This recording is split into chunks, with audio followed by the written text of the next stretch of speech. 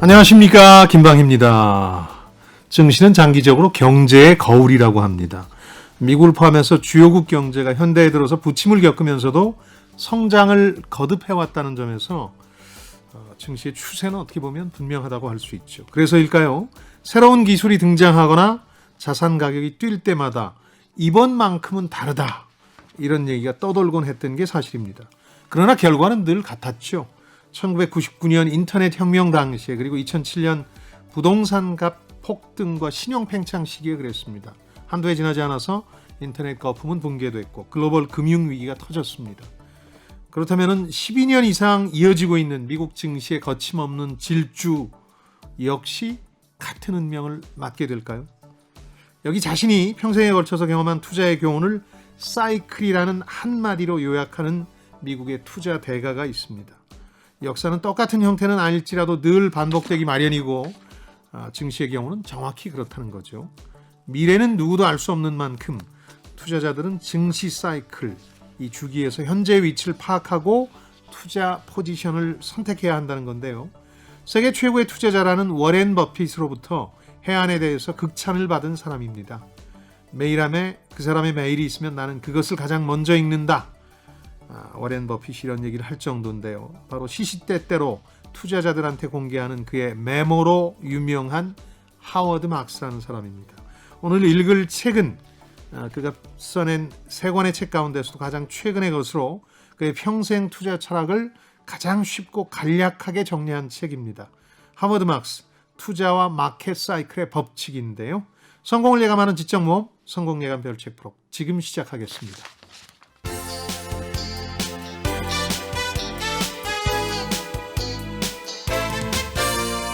KBS 1라디오 성공예감 김방희입니다. 자, 오늘은 오랜만에 주식 투자에 관한 책 읽어드리겠습니다. 별책 프로의 책 읽어주는 남자 김방희입니다. 광명수 씨, 어서 오십시오. 네, 오늘은 특히나 더 열심히 공부하도록 하겠습니다. 별책 부록의 별 광명수입니다. 반갑습니다. 토요일마다 돌아오는 성공예감의 사이클, 별책 부록의 AI예요. 잊지 않으셨죠? 잊으시면 그럼요. 안 돼요. 네, 성공예감 사이클, 네. 토요일마다 돌아오는 별책 부록이죠. 자, 라디오 청취자, 유튜브 시청자분들, 지난주에 우리가 읽었던 피터 홀린스의 Awake라는 책, 어떤 반응들 보여주셨어요? 네, 먼저 1003번님 깔끔하게 요약을 해주셨는데, 뭡니까? 자신의 꿈과 희망을 이루기 위해서는 끈질긴 실험 정신과 실패를 딛고 일어서는 도전 정신이 있어야 한다.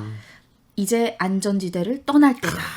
예, 이렇게 깔끔하게 요약을 해주셨고, 예. 한 줄 요약을 해주신 분도 계셨어요. 네. 황정현님께서 쇠붙이도 근육도 쓰지 않고 가만두면 녹슬어요 라고 해주셨습니다. 맞습니다. 다만 실행이 어려운 거죠. 이렇게 알고 있는데 네. 도전과 모험을 떠나는 그 첫 시도, 시작이 어려운 거죠.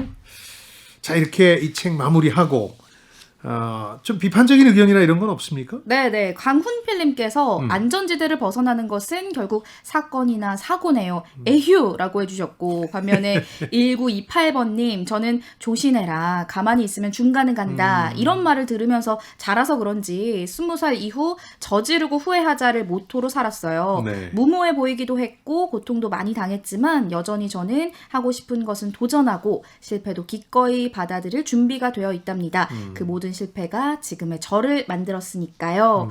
박윤서님도 구더기 무서워 장 못 담글까라는 속담처럼 조금 방해되는 일이 있더라도 마땅한 일이라면 해야겠어요. 해야죠. 해주셨습니다. 또 책이 주는 네. 큰 그 혜택 가운데 하나가 책을 읽으면서 자기를 돌아보게 된다는 거거든요. 네. 책은 간접 경험이지만 자기의 직접 경험과 견줘보면서 평가하게 되는 거예요. 네, 네. 누가 지적하기 전에 책이 그렇게 해주니까 얼마나 고맙습니다. 남으로부터 지적질 당하면 화나는데 책은 화낼 일이 없잖아요. 네, 맞아요. 그렇죠? 저도 많이 책을 통해서 배우고 있고, 오늘은 더 배움의 장이 될 것 같아서 좀 걱정이긴 하네요.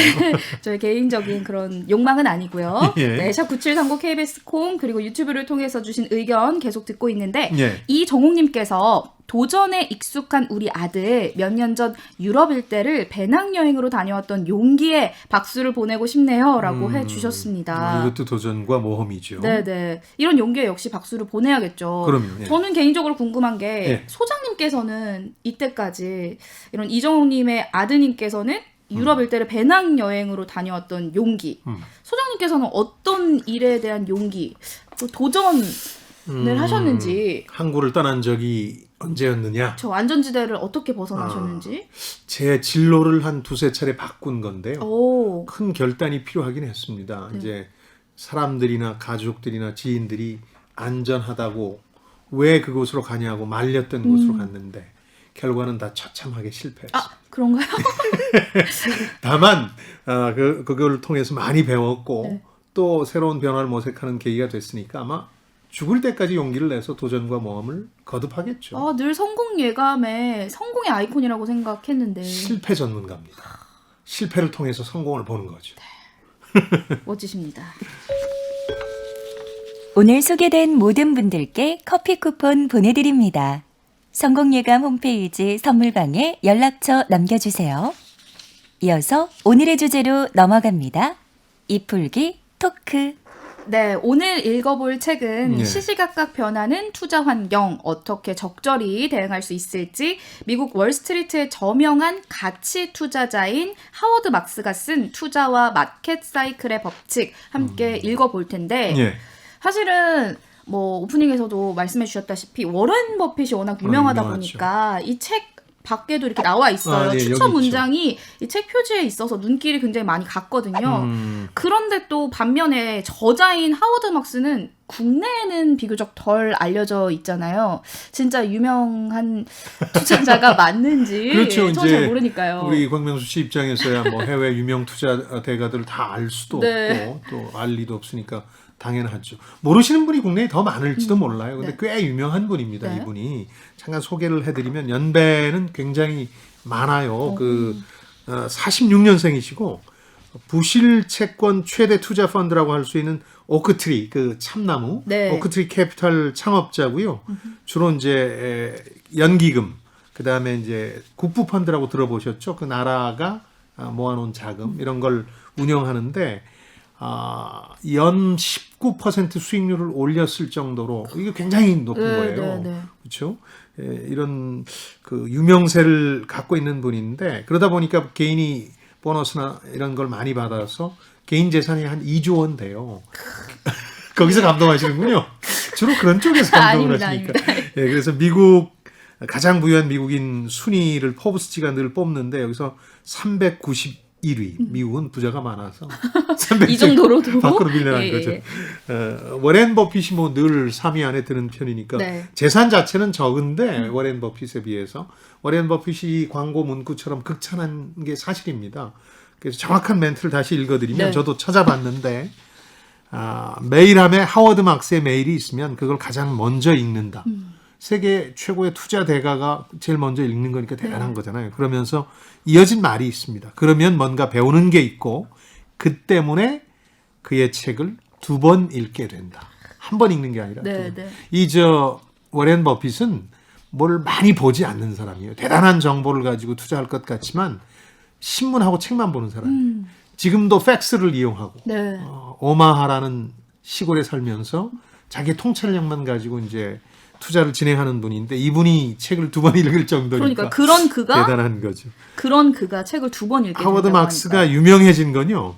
이 사람이 그 옥트리 캐피탈이라는 걸 창업한 후에 홈페이지에 마치 워렌 버핏이 주주총회 때 연례 서한이라는 걸 보내듯이 레터 형태로 제목을 메모스라고 해가지고 메모들이라 그래서 자기 생각을 이렇게 정리해서 보내는데 꽤 인기가 있어요. 전곡을 찌를 때가 많으니까. 네. 2007년도에도 한참 부동산도 좋고 파생 상품 시장이 좋을 때 이게 꼭대기에 왔다. 이제 파국이나 비극이 기다리고 있을지 모르겠다는 얘기를 해서 결과적으로 2008년 글로벌 기민위기가 왔으니까 상당한 인기를 끌었죠. 또 그런 메모들이 책을 쓰는데 굉장히 도움이 됐다. 이 책에 많이 인용이 네, 됐죠. 그런 내용들이 나오는데 예. 또 늘 소장님께서 당부하시는 게 있잖아요. 예. 원제를 살펴보라고 하시는데 예. 이 책은 2008년도에 출간이 됐습니다. 2018년에 출간이 됐어요. 2018년도에 예, 그래서 출간된 가장 최근 책인데 편입니다. 이 책의 원제를 좀 한번 살펴봐 주시죠. 예, 제가 찾아봤더니 시장 사이클 마스터하기, 마켓 사이클을 마스터한다. 약점을 당신 편으로 만들기. 왜 이런 제목을 썼는지는 제 설명을 나중에 듣고 나면 이해가 됩니다. 네. 그러니까 언제 어떻게 투자하라는 거에서 핵심이 모든 사람들이 공포에 질려 있을 때, 시장이 바닥을 치고 났을 때니까 모든 사람들이 약점이라고 하는 게 내 편이 돼줄 수 있는 거죠. 그전에도 이 사람 2008년 글로벌 금융위기도 사전에 경고하면서 유명해졌는데 지금까지는 3권을 썼고요. 우리나라에 알려진 건 이 책하고 그전에 썼던 투자에 대한 생각이라는 책이 있는데 이건 국내에서도 꽤 많이 팔렸어요. 그래서 오늘 이 책을 정리할 텐데 하나 걱정되는 건 우리 광명수 씨가 너무 이 책 한 권 읽으면 주식 투자로 돈을 벌 수 있을 것처럼 기대하지 않을까. 그런 건 없습니다. 그런 정답이 있었다면 다 부자 됐겠죠. 알겠습니다. 워렌 버핏도 2번, 3번 읽는다고 하니까요. 저도 한 번으로 만족하지 그런 않고. 면이 있습니다.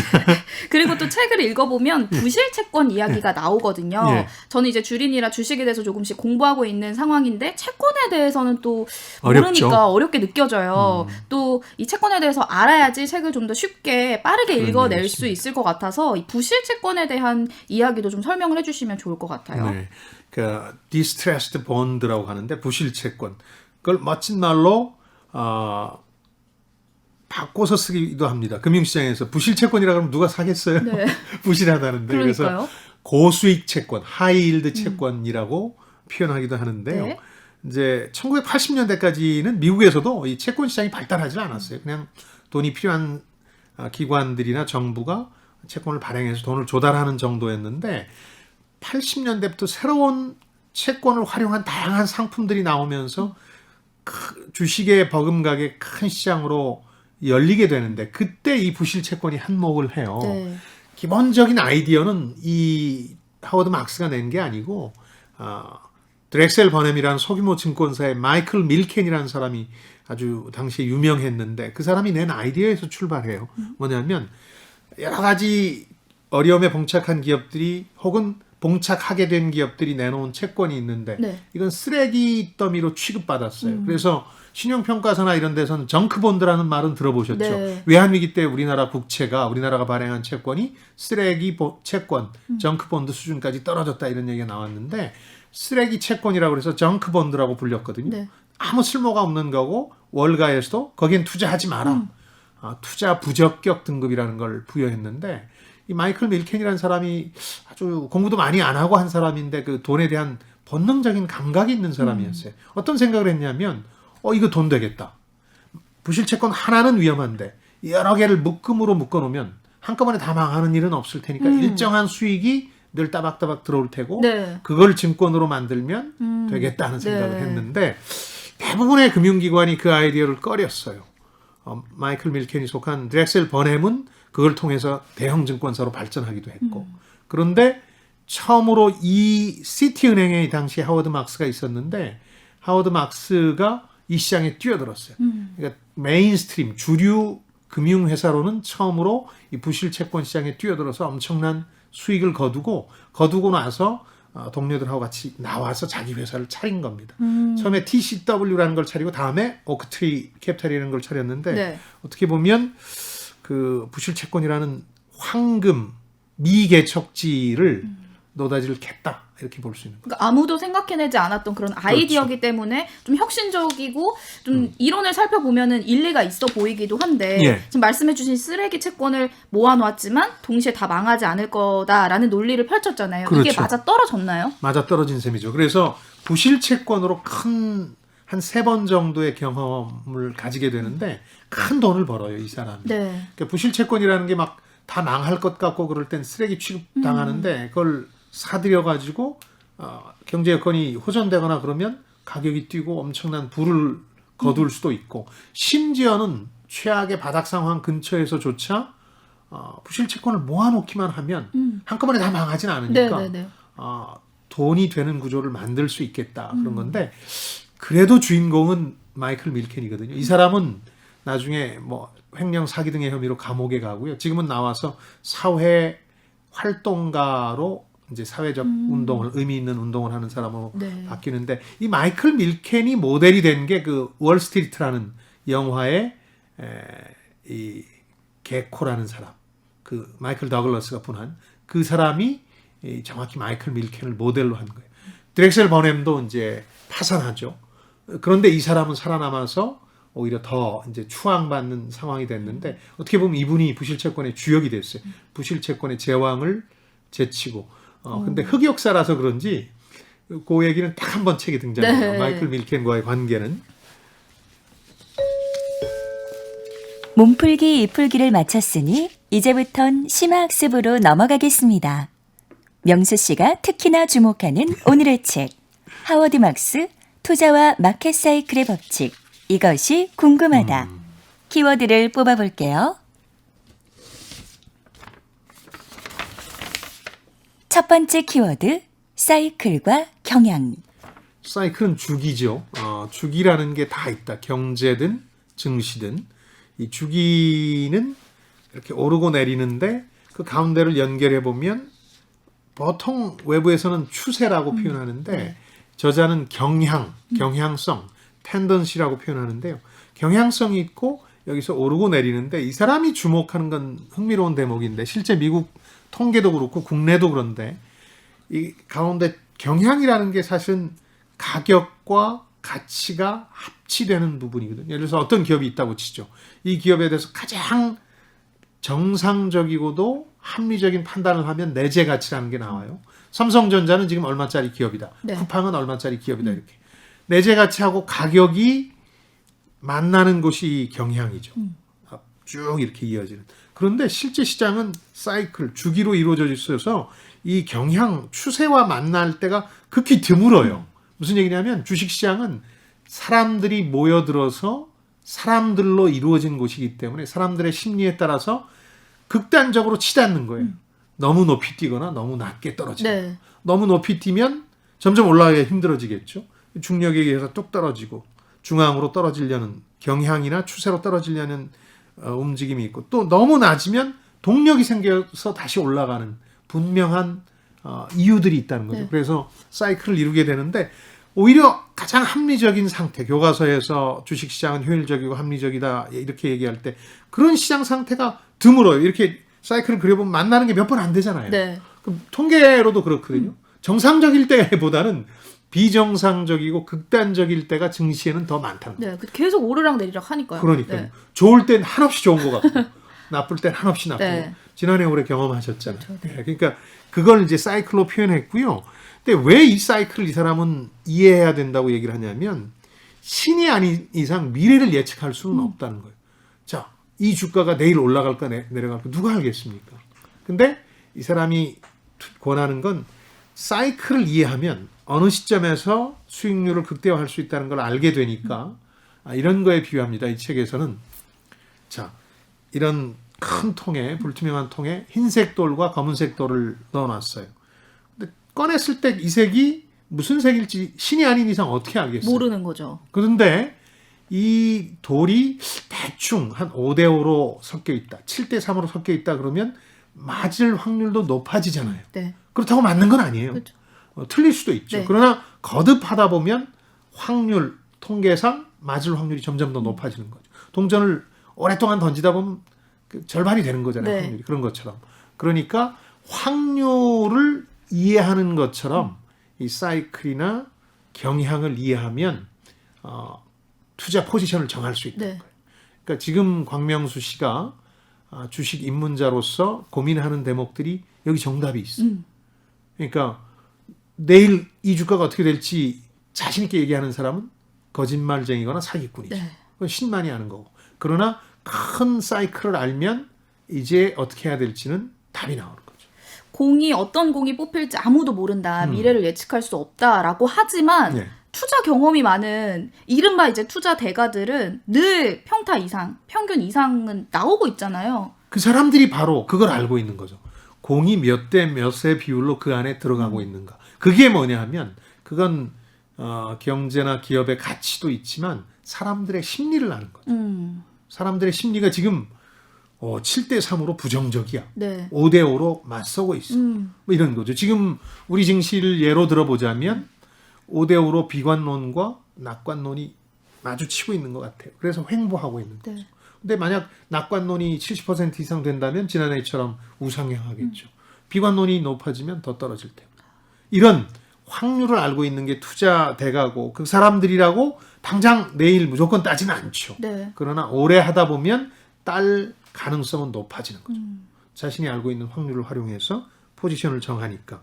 그래서 여기는 재밌는 비유도 등장해요. 사이클로 다 설명하지만 되게 그 시장의 심리, 참여하는 사람들의 심리는 시계추 같다. 네, 아까 제가 맞아요. 말씀드린 것처럼 네. 탐욕과 공포 사이를 왔다 갔다 하고 낙관과 비관 사이를 왔다 갔다 하고 도치와 또 이 경각심 상태를 왔다 갔다 하는 거죠.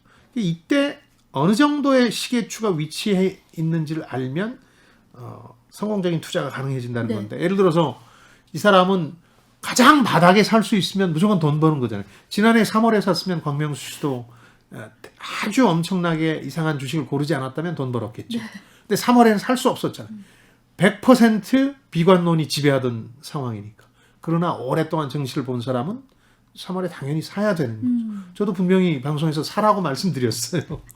그런데 제가 뭘 이런 몰랐나 봐요. 시계추처럼 이렇게 왔다 갔다 하는 대중과 시장의 심리를 네. 이제 알아야 된다는 네. 거죠. 그래서 그러니까 시계추가 왔다 갔다 한다라는 것은 결국은 이제 제자리로 계속 돌아가려고 하고 있는 거고 사이클도 마찬가지잖아요. 그렇죠. 그 우상향하는 방향으로 계속 돌아가는 건데 그렇다면 이제 소장님께서는 우리 증시를 오랫동안 지켜보신 거잖아요. 그렇죠. 그러니까 이 말 그대로 사이클과 시계추의 이 방향성대로 가고 있는 게 맞다고 보시나요? 경제학 교과서는 그렇게 설명하지 않지만 저는 경험칙상 경험 법칙상 맞다고 봅니다. 이 책에서도 마크 트웨인의 이 얘기를 거듭 반복해서 인용하는데요. 아마 가장 많이 인용한 문구가 아닐까 싶은데 역사는 똑같은 형태는 아닐지라도 반복되게 마련이다.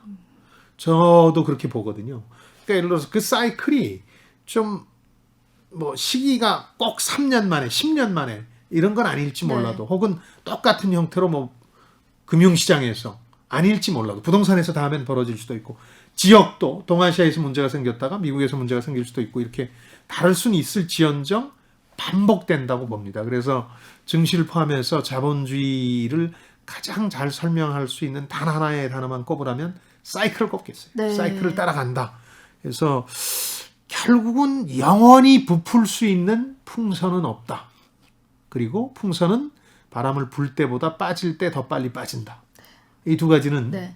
일종의 경험 법칙으로 저는 수용하고 싶습니다. 다만 우리나라의 경우에 미국 시장과 조금씩 다르기 때문에 사이클도 좀 차이가 있다는 점은 제가 인정합니다. 네네. 성공예감이 평일에 청취하시는 분들께서는 아시겠지만 많은 전문가분들이 이런 경우는 처음이에요라는 말 정말 많이 하시잖아요. 제가 그런 얘기를 많이 했죠. 그런 네. 말을 조심하라. 네. 아무래도 뭐 코로나19의 영향도 분명히 있었을 테고 지금 이런 시대를 이제 분명히 빠져나가면 사이클대로 예정대로 돌아갈까요? 그러니까 그 사이클이 실물 경제와 주식시장은 좀 다른데요. 주식시장을 포함해서 금융시장이나 자산시장은 코로나에도 불구하고 얼마나 많이 뛰었습니까? 미국은 사상 최고치 경신했고 우리나라도 사상 최고치 네. 경신했죠. 실물 경제는 냉탕인데 금융시장과 자산시장은 온탕이거든요. 여기는 지옥인데 여기는 천국이에요. 네. 그러니까 좀 앞서서 반영됐던 건데 실물 경제가 이제 나아지면 더 오를 거냐 아니면 오히려 이거 봐라 금리가 불안해지고 혹시 잘못된 상황이 벌어질지 몰라 하는 불안감 때문에 오히려 그동안 엄청나게 몰려들었던 돈이 위축될 거냐 네. 이거에 따라서 향배가 결정되겠죠. 그 사이클이 내려가는 건지 올라가는 건지는 아직은 누구도 장담할 수 없는 상황이다. 그래서 비관론과 낙관론이 맞서고 있다. 5대 5로 그렇게 설명드리는 거죠. 다음 키워드로 넘어가 볼게요. 두 번째 키워드, 경제 사이클과 정부 개입. 경제학에서 이제 교과서에도 한 챕터를 담당하고 있는 게 경제 사이클. 예전엔 비즈니스 사이클이라고 했는데 요즘 그냥 이코노미 경제 사이클이라고 하는데 네. 하워드 막스가 아주 흥미로운 얘기를 해요. 장단기를 나눠서 구분하는데 장기적으로 경제를 움직이는 사이클을 움직이는 요소는 두 가지 정도밖에 없다는 거죠. 그러니까 어떤 경제력이라고 얘기할 때는 생산성, 얼마나 생산성을 해당 기업이나 국가가 가지고 있느냐 혹은 개인이 가지고 있느냐 곱하기 노동시간이거든요. 얼마나 일하느냐. 그 두 가지밖에 요소가 없어요. 네. 그럼 그 두 개를 보면 일단 노동시간 출산율에 영향을 많이 받고 이제 한 사람당 얼마씩 해야 되니까 그렇죠. 그 얼마의 시간, 하루에 얼마의 시간을 하는 건 법과 제도로 정해질 때가 많잖아요. 8시간 네. 이하로 해라. 막 이런. 그러니까 이제 출산율이 중요하고 두 번째 생산성은 또 상당히 장기적인 거. 출산율도 장기적. 이거는 10년 주기로 바뀌기 때문에 크게 경제 사이클에 영향을 미치는 것 같지 않아 보인다. 그러나 장기적으로 보면 그게 오히려 더 중요하죠. 우리도 지금 출산율이 많이 떨어져서 네. 0% 선진국 중에 유일하게 0점대로 접어들었는데 네. 지금 당장은 이게 별것 아닌 것 같은데 나중에 우리 경제에 굉장히 심각한 네. 한 20년 후면은 파국적인 영향을 영향을 미치겠죠. 미치지 네. 않을까요? 경제 활동을 할 수 있는 인구가 급격히 줄고 돈 버는 사람은 줄었는데 부양해야 될 사람들은 훨씬 느니까 네. 노령화된 인구들은. 근데 지금은 뭐 이게 큰 의미가 없는 것 같죠. 지금 당장 단기적으로 영향을 미치는 요소들은 내생 변수라는 것들, 뭐 예를 들어서 경제 주체, 소비자들이 얼마나 쓸 거냐, 얼마를 저축할 거냐, 기업들은 재고를 얼마나 부담하고 공장을 더 늘릴 거냐 이런 내생 변수들의 이제 영향을 더 많이 받는다. 이거에 네. 따라서. 내생 변수가 있으면 외생 변수가 외생 변수도 있죠. 있잖아요. 그거 정부가 어떤 게 결정하는 것들인데 예를 들어서 뭐 우리인 그런 결정을 최근 50년 이상 안 했지만 미국 같은 경우 뭐 전쟁을 할 거냐, 베트남과 할 거냐, 뭐 이라크와 할 거냐. 그다음 세율을 변경해서 어떤 대통령이 들어서면 증세한다, 감세한다 하는 얘기 있죠. 또 무역 장벽. 미국과 싸울 때 트럼프는 관세를 확 올려가지고 저 중국과 싸우는 거죠. 미국이 중국과 싸울 때. 뭐 여러 가지 원유 가격이 뛴 거, 뭐 이런 건 카르텔 상품 가격 변화 같은 것들인데 이건 사람들이 어쨌든 만들어내는 사건이고요. 또 자연 환경이 만들어내는 사건도 있어요. 뭐 허리케인 카트리나가 텍사스만을 아주 쑥대밭으로 만들었다. 그럼 뭐 주가가 폭락하고 하는. 가뭄, 허리케인, 지진, 일본 후쿠시마 대지진 같은 것들 이런 것들이 하고 정부는 이런 경제 사이클이 두 가지 요소 때문에 움직이니까 요걸 평탄하게 만드는 작업을 해요. 경기 조정이라고 그러는데 네. 너무 극단적으로 뛰면 안 되니까 조금 끌어내리려고 과열됐을 때는 이때는 돈줄을 죄고 정부 호주머니 돈이든 중앙은행의 돈이든 그다음 너무 떨어지면 이건 좀 끌어올려야 되니까 돈줄을 더 풀고 네. 이런 방식으로 경기 조정을 하는 게 이제 정부 개입이죠. 네, 네. 정부 개입이라는 이제 키워드가 나왔으니까 네. 인플레이션이라는 단어가 또 떠오르거든요. 예, 요즘 많이 나오니까 네. 특히 언론에서 지금 우리나라뿐만 아니라 미국에서도 금리나 물가 뛰면서 인플레이션 우려로 증시가 주춤하다라는 이야기가 나오는데 이것도 네. 이렇게 사이클로 이렇게 빗대어서 설명을 할 수 있을까요? 경제학 교과서는 그렇게 합니다. 그래서 이 사이클이라는 건 거의 변함없는 일종의 절대 명제로 소개를 하고 있는데 제가 더 경험 법칙을 믿고 싶은 이유는 경제학 교과서는 교과서일 뿐이고 정말 합리적 인간과 효율적인 시장이 만들어내는 그림 동화일 뿐이고 현실은 그것보다 더 지저분하다고 저는 생각하는데 그 이유 중에 하나가 교과서에 없는 일이 벌어지고 있거든요. 네. 지금 한 12년째. 그게 뭐냐면 2008년부터 엄청나게 전 세계가 돈을 풀었어요. 저도 어느 정도까지 헤아리다 금액이 너무 올라가서 모르겠는데 네. 한 8천조 원을 글로벌 금융위기 때문에 풀었다가 전 네. 세계적으로 이제 좀 조일만 하니까 이제 너무 풀었다 싶어서 조일만 하니까 코로나가 터졌어요. 또 풀었어요. 네. 이번에 2천조 원 또 미국 바이든 행정부가 회생 법안에 내놓고 전 세계적으로 보면 한 2경 정도를 푼 것 같은데 2008년 이후. 그럼 교과서대로라면 반드시 인플레이션이 벌어져야 네. 되거든요. 근데 인플레이션이라는 게 우리가 먹는 뭐 계란값 오른 정도가 아니라 경기가 과열돼서 사람들 수요가 폭발해서 물가가 뛰어야 되는데 수요가 폭발하질 않아요. 12년 동안 미스테리죠. 왜 그런지는.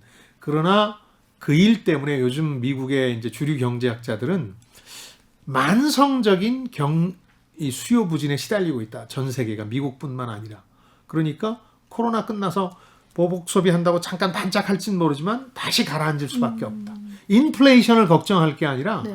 장기 경기 침체를 걱정해야 된다. 네. 이거는 1929 9년에 미국의 대공황이 있고 나서 32년, 33년에 경기가 반짝해요.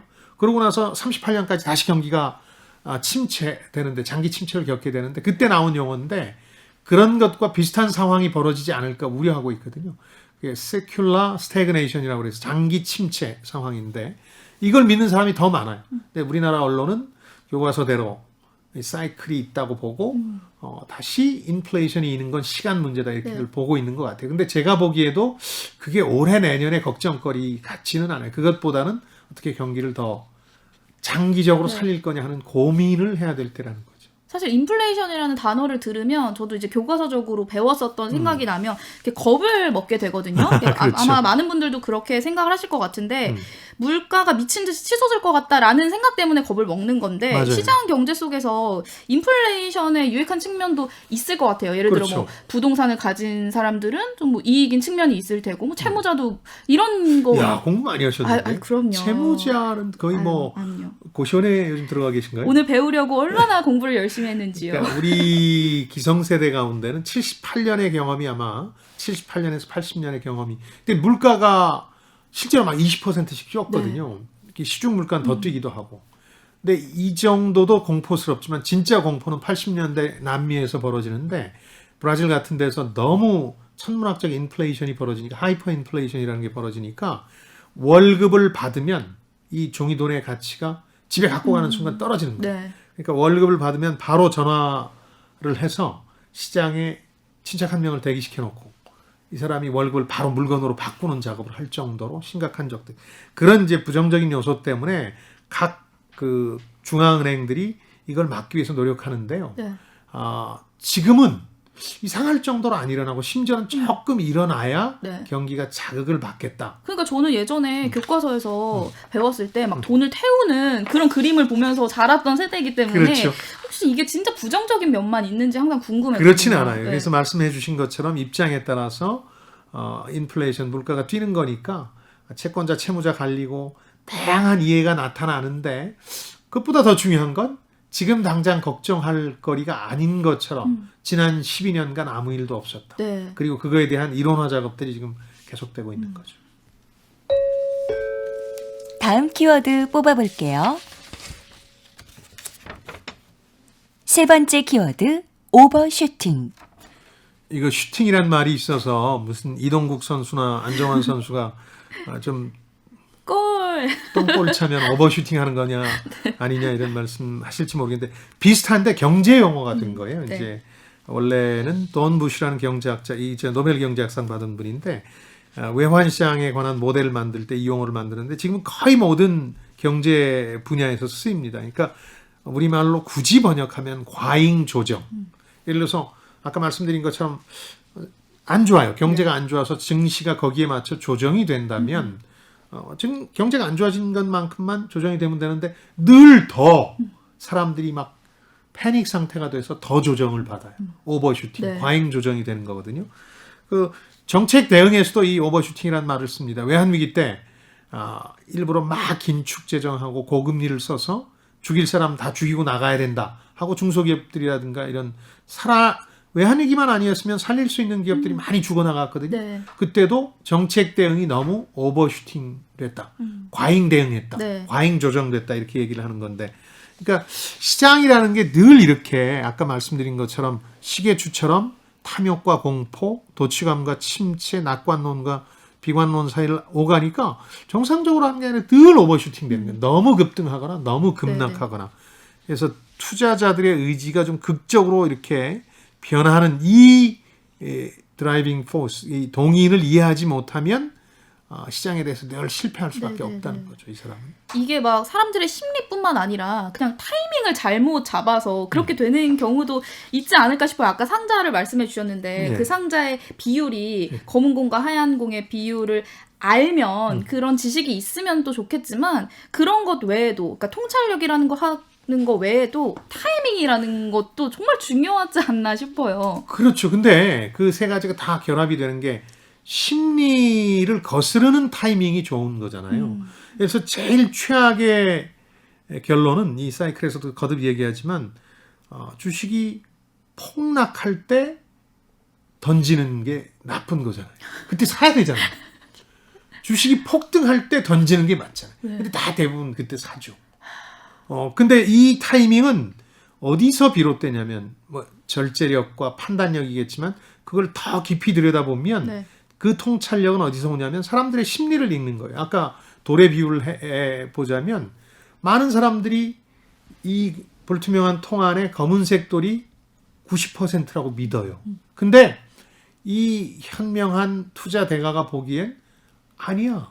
흰 돌이 90%야. 지금 흥분해서 착각하고 있는 거야. 하고 믿는 거죠. 그래서 역발상 투자를 하게 되는 거거든요. 네. 바로 그걸 위해서 사이클을 이해해야 된다는 건데 그래서 그런 점에서 뭐 우리 광명수 씨도 가끔 인생은 타이밍이라고 얘기하는데 맞는 말인데 그 타이밍을 잡는 건 사람들 대중 내 마음이 아니라 내 마음만 읽으려 하지 말고 사람들의 마음을 읽고 그것과 거꾸로 갈 수 있는 네.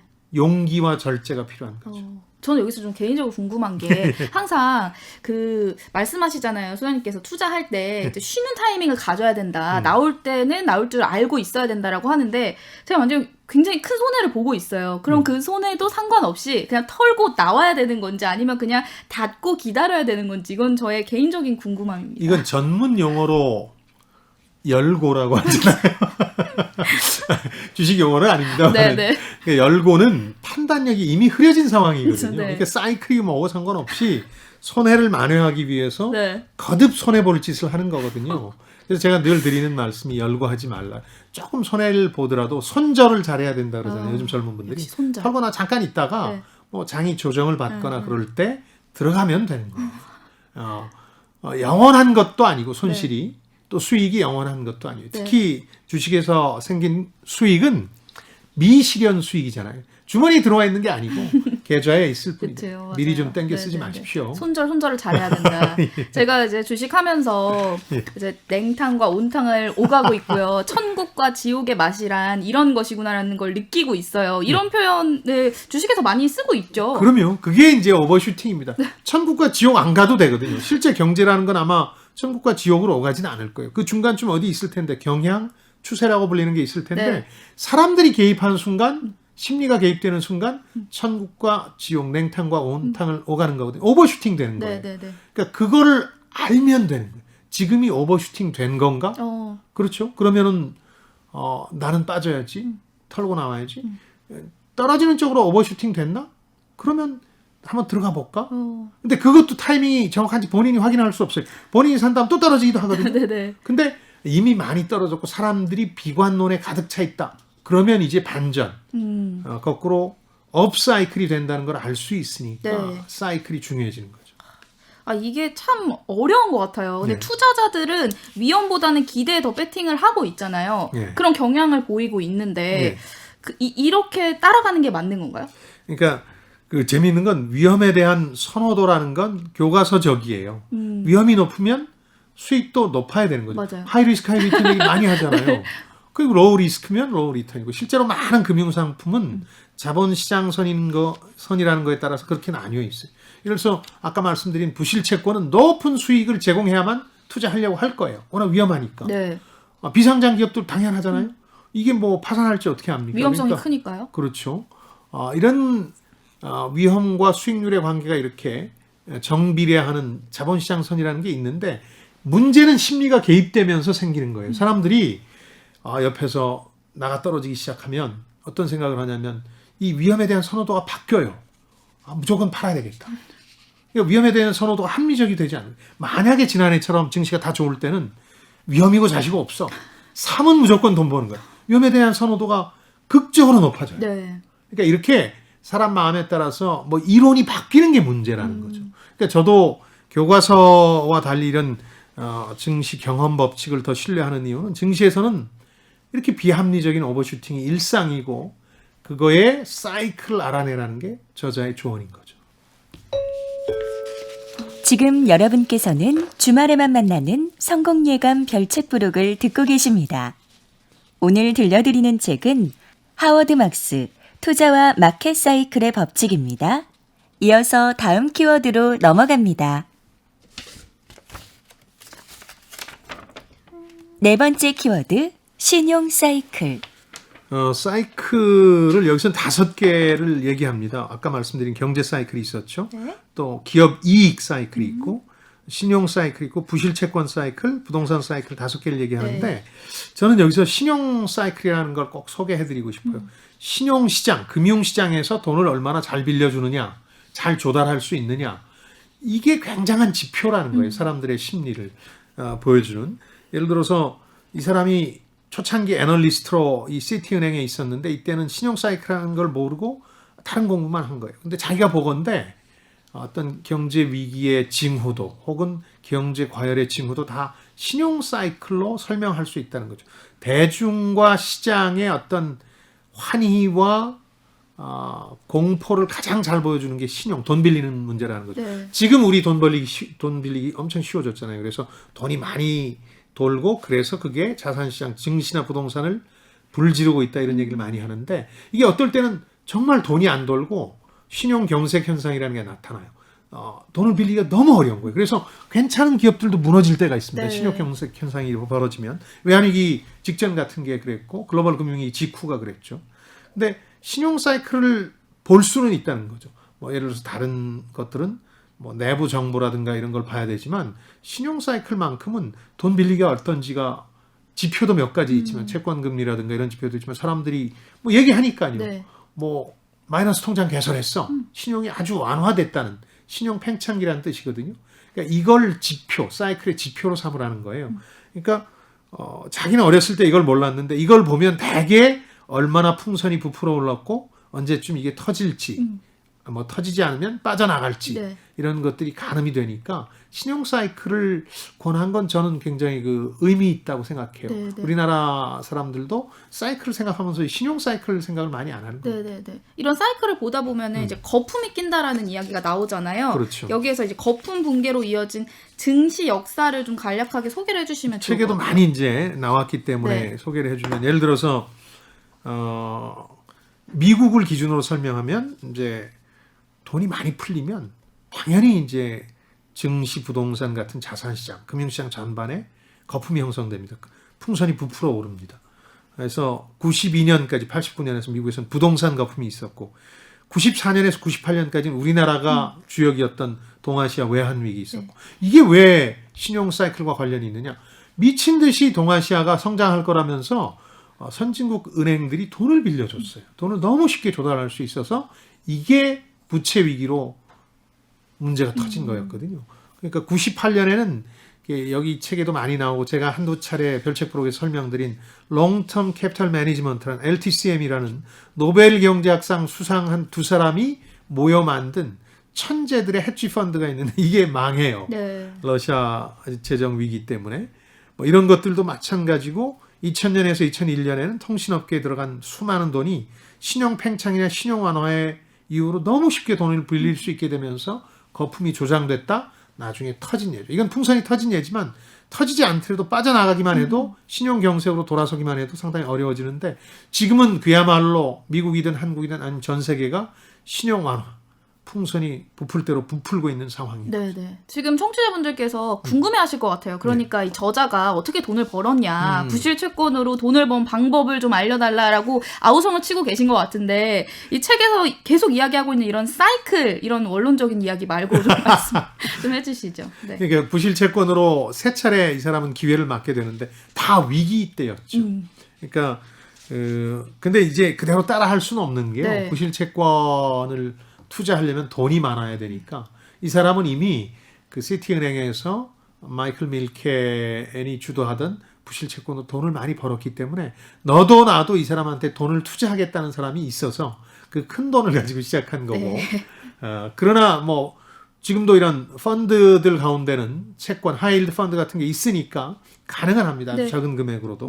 근데 이 사람은 위기 때 용기를 냈는데 그 중에 하나가 이제 인터넷 거품 붕괴 때 99년에 시작돼서 인터넷 혁명이 시작돼서 2000년대 초에 무너지는데 나스닥이 5분의 1까지 떨어져요.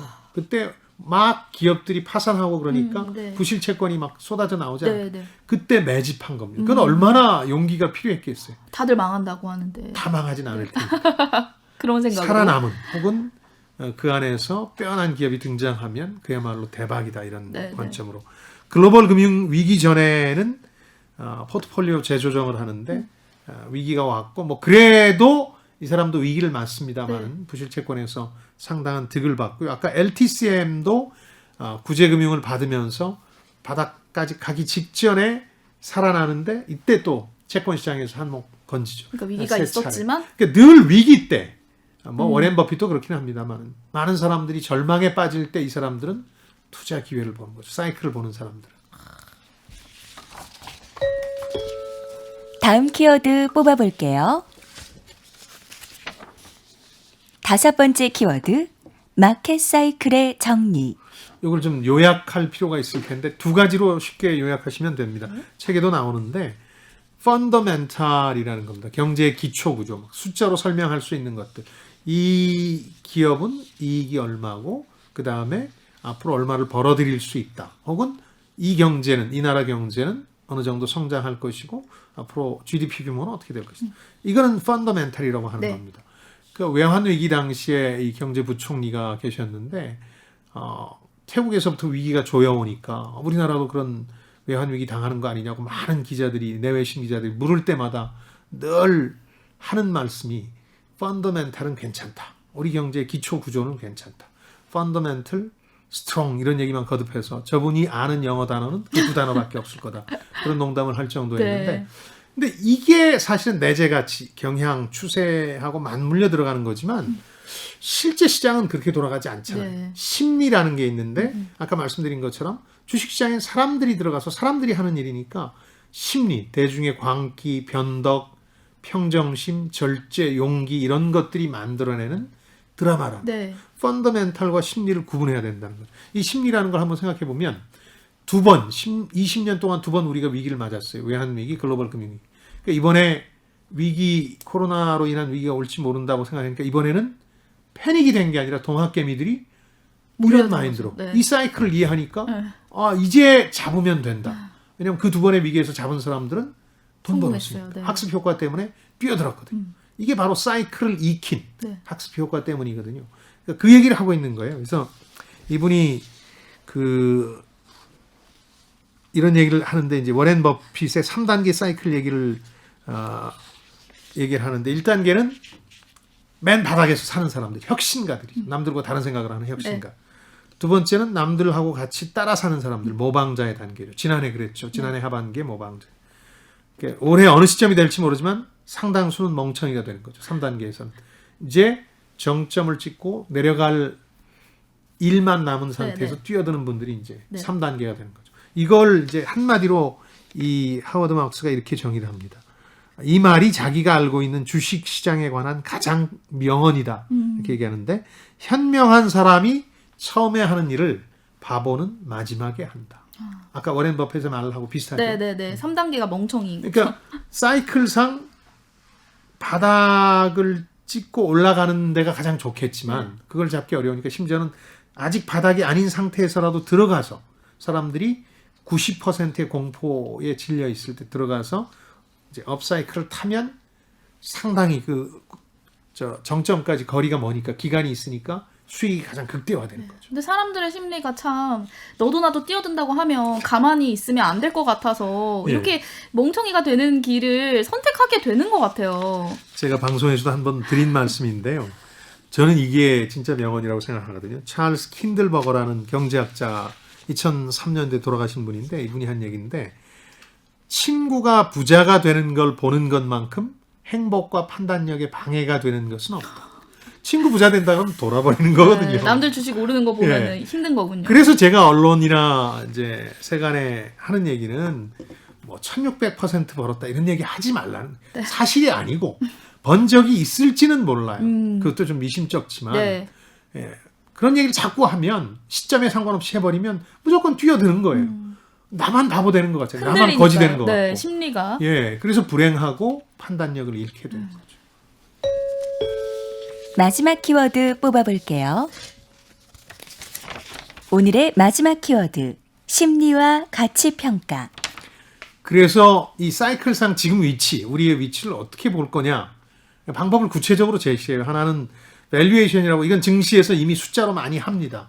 쿠팡의 밸류에이션 기업 가치는 얼마다 이런 얘기를 하고 네. 공모가 결정할 때도 그게 작용을 했어요. 그랬더니 주식시장에서는 더 미래가 있다고 보고 공모가보다 더 높게 지금 쳐주고 있는 현상이 벌어지고 있는 거죠. 네. 장기적으로 어디로 수렴할지는 모르겠습니다만은 이건 숫자로 할 수 있는데 심리를 여기다 덧붙이라는 거예요. 아까 말씀드린 것처럼 가치평가는 펀더멘탈에 가까운 거고 대중의 심리를 봐야 되는데 이건 정성적인 질적인 평가잖아요.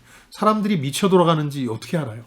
여러 가지를 보고 얘기하는데 이 책에는 20개의 지표도 제시합니다. 구체적으로 네. 저자가 도움을 받았던 사람들이 그 공포에 빠졌는지 탐욕에 빠졌는지 어떻게 알 거냐. 그 심리 지표들 20개 정도를 정리해 놨어요. 우리나라 상황하고 조금 다른 것도 있어서 네. 그건 우리나라는 각자가 만드시면 돼요. 대중의 심리, 시장에 참여하는 사람들의 심리를 어떻게 볼 것이냐를 보고 이 두 가지를 판단해서 가치평가가 역사적 기준들이 있잖아요. 그에 비해서 너무 많이 올라갔다. 요즘 많이 올라갔다는 얘기를 하는데 네. 혹은 너무 많이 떨어졌다 그러면 펀더멘털상 투자 포지션이 결정되죠. 여기서 끝나는 게 아니라 이게 지금까지의 증권사의 추천이고 애널리스트의 추천인데 여기서 끝나는 게 아니라 그 다음 심리 지표를 보라는 거예요. 심리 지표를 보면 사람들이 어떻게 어떤 방식으로 흥분했는지가 보이고 그러고 나면 이 사이클상 우리가 그 바닥 쪽에 있는지 그 정점에 있는지 아니면 추세 경향 쪽에 있는지를 알 수 있게 되는 거죠. 벌써 마칠 시간이네요. AI가 선정한 심쿵 한방. 오늘의 책 하워드 막스 투자와 마켓 사이클의 법칙을 관통하는 핵심 구절 한방에 정리해드립니다. 역사나 경제 같은 분야의 프로세스에는 인간이 수반된다. 인간이 관여하게 된다면 결과는 가변적이게 되고 그것은 다시 사이클을 만들어낸다. 내 생각에 가장 큰 이유는 바로 인간이 감정적이고 일관성이 없으며 꾸준하지 않고 객관적이지 않기 때문이다. 상당히 그 조롱조의 얘기지만 뭐 또 사실이기도 하잖아요. 냉철하네요. 예, 주식시장에서 보시면 그런 면모들을 보셨을 테니까 뭐 이 사람의 투자론을 그대로 적용하기는 어려워요. 국내에. 네. 국내 같은 경우는 미국처럼 지속적으로 우상향하질 않았고 뭐 삼성전자 정도를 빼고 나면 어떤 기업 30년 들고 있었더니 뭐 엄청난 부자가 됐더라 하는 얘기는 미국 시장에서는 어울릴지 몰라도 잘 어울리진 않아요. 국내에서는. 네. 그러나 늘 이런 사이클이라는 걸 명심하고 우리가 어떤 위치에 있는지를 파악하는 건 중요하다고 생각하고요. 이걸 한마디로 제가 늘 방송에서 드리는 말씀으로 요약하자면 사람들이 환호할 때 사고 탄식할 때 땅을 칠 때 거꾸로군요. 네, 환호할 때 팔고 네, 팔고. 예, 탄식할 때 사라. 네. 지난해 올해 교훈이 그거죠. 네. 다음 주 책이 도착했습니다. 네, 다음 주 책 만나볼게요. 주식 투자와 대중화를 이끌며 개인 투자자의 영웅이라 불리는 찰스 슈왑, 워렌 버핏도 존경하는 인물이라고 하죠. 경영자로서 또 투자자로서의 자세를 배워볼게요. 찰스 슈왑의 투자 불변의 법칙 함께 하시죠. 주식 투자 차근차근 공부해가자 이런 취지니까 한 주 더 하죠. 네. 예, 그래서 찰스 슈왑의 책을 준비했고요. 다음 주에 한층 더 강한 지적 게임으로 돌아올 성공예감 별책부로 기대해 주시고요. 네, 유튜브와 별책부로 김방희 TV 그리고 팟빵을 통해서도 다시 들으실 수 있습니다. 댓글이나 의견 많이 남겨주세요. 네. 책을 통해서 세대 간 소통과 공감을 나누는 시간입니다. 성공예감 별책부로. 저희는 다음 주말에 다시 찾아뵙도록 하겠습니다. 별의별 이야기를 책을 통해 나누는 별책부로 별책부로. 다음 주에 만나요. 다음 주에 뵙죠.